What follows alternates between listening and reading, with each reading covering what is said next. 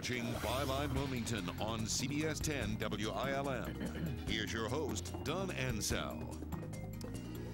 We're back. Our guest this morning, Sheikh Soko, grew up on the Ivory Coast, left when he was 14, toured the world, eventually came to settle in Wilmington, North Carolina. We're talking about, well, we've been talking about in our first segment, his life, his early life, growing up on the Ivory Coast, on the west coast of Africa.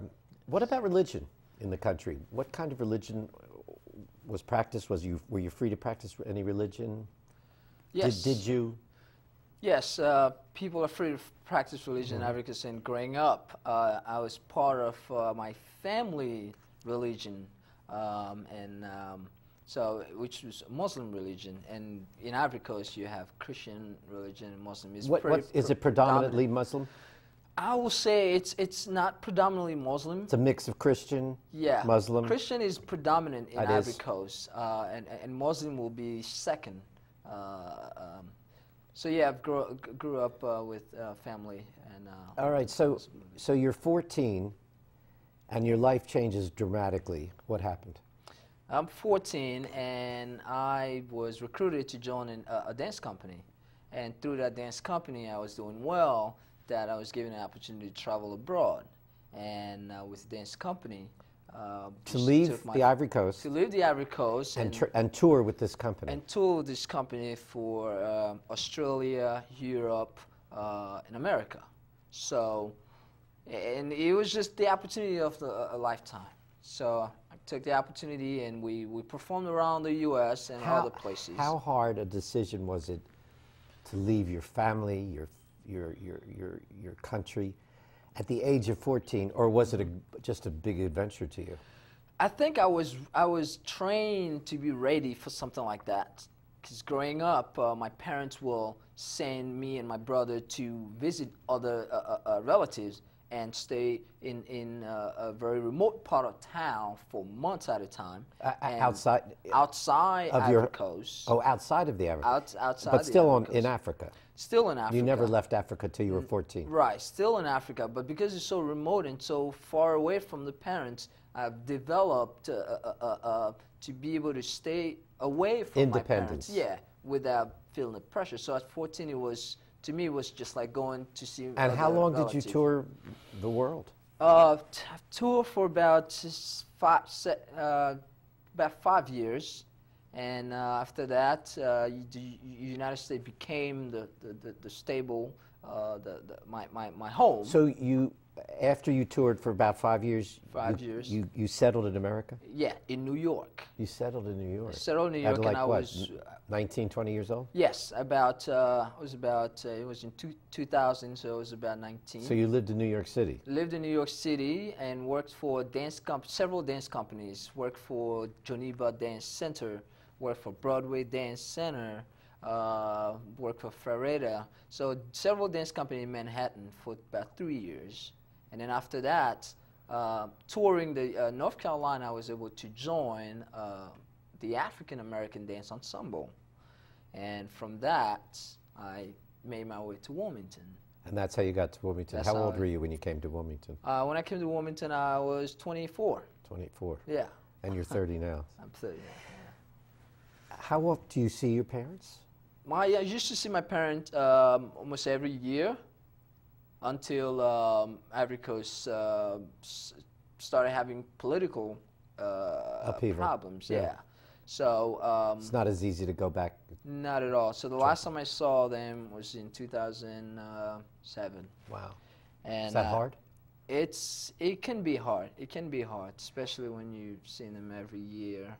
And do you communicate with them? I do communicate with them all the time. And your brothers and sisters? Yeah. And everyone is doing well. Are they spread out, your brothers and sisters? Yeah, I have actually 2 siblings in the U.S., and I have one sibling in France, and then I have my other siblings in Africa. You were considered a child prodigy. Yes. Growing up. Yes.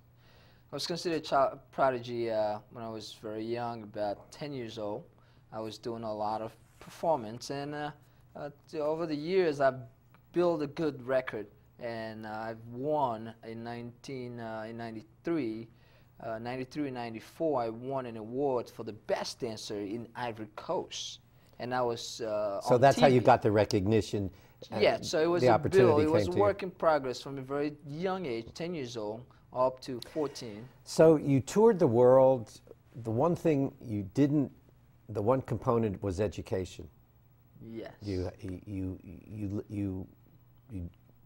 went from high school really and never graduated high school, toured the world. Tell us a little about how you pursued education.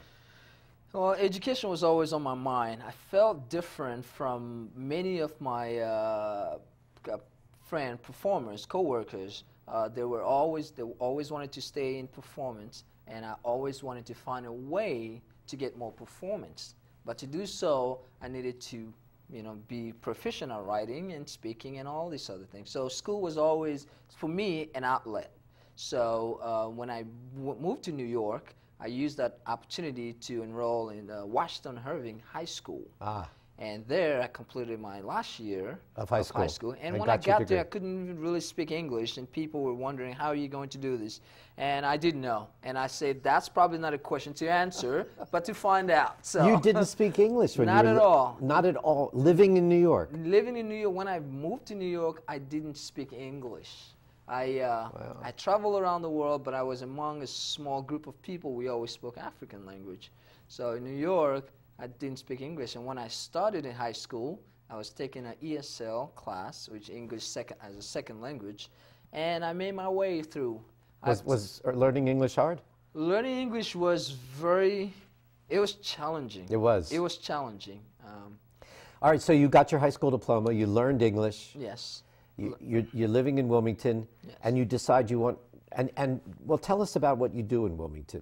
I've seen you perform many times. You are absolutely electric. If you ever get an opportunity to watch or to see Sheikh Soko perform, Sheikh Soko, don't miss that opportunity. He is electric on stage, and he's going to, in our next segment, he'll just do a little bit, he's an African drummer and dancer and a great musician. But anyway, tell us what you do in Wilmington. So in Wilmington, I work for Dreams nonprofit organization, and we build self-esteem in youth through art.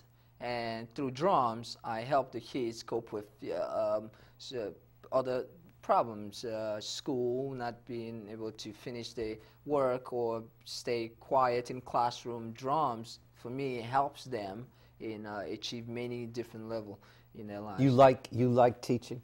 I love teaching. You do? I love making an impact in kids' life, and I believe that we have to build a village concept, and the way we do that is through very foreign things like drumming. It doesn't have to be a big thing. It could be as simple as wood and a goat skin, just drums. So. We're going to take another break.